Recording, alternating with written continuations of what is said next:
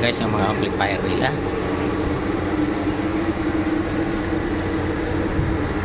Ayan. Sila ang pinakasikat dito sa lugar namin sa buong Leyte. Ayan.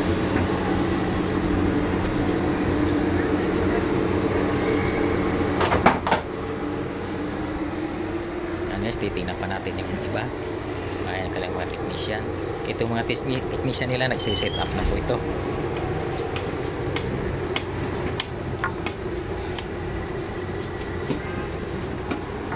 Ngayon guys, titingnan natin yung kanilang mga pang-bass. Napakalupit.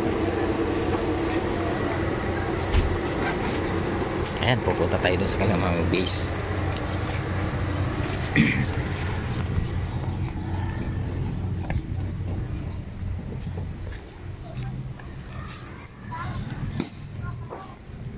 Ayan. Ayan guys. Ayan yung kanilang mga speaker. Ito yung pang bass nila. Tapos yung mga mid-high nakapatong ng mga malilit na speaker. Yan po yung kanilang mid-high. Ayan, mga nagsisit up pa sila. Mamaya to pag natapos silang mag-sit up, makikita natin kung gaano kaganda ang tunog natin. Maririnig na natin ito mamaya. Ayan.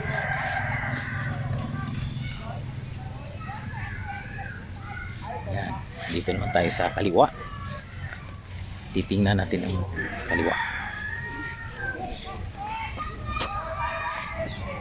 Ayan. Ay. Ito yung kaliwa nila. Ayan. Napakalupit.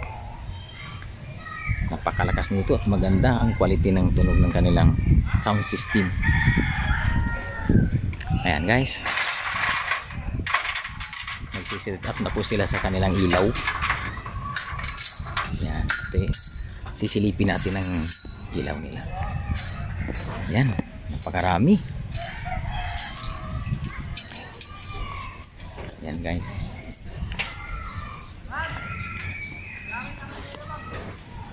Ang lupit. Ang lupit talaga nitong Cherami dito sa buong Leyte. Sila ang sikat. Ayan. Ayan guys, parlid pa lang 32 pieces na. At meron din silang moving head. Ganun din ang kanilang moving head, 30 piraso din. Kaya mamaya maririnig natin to pagkatapos nilang mag sit up. Ayan.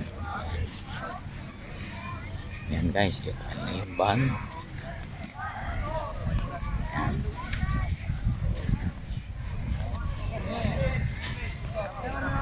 Ito na yung kanang bahagi ng kanilang ilaw.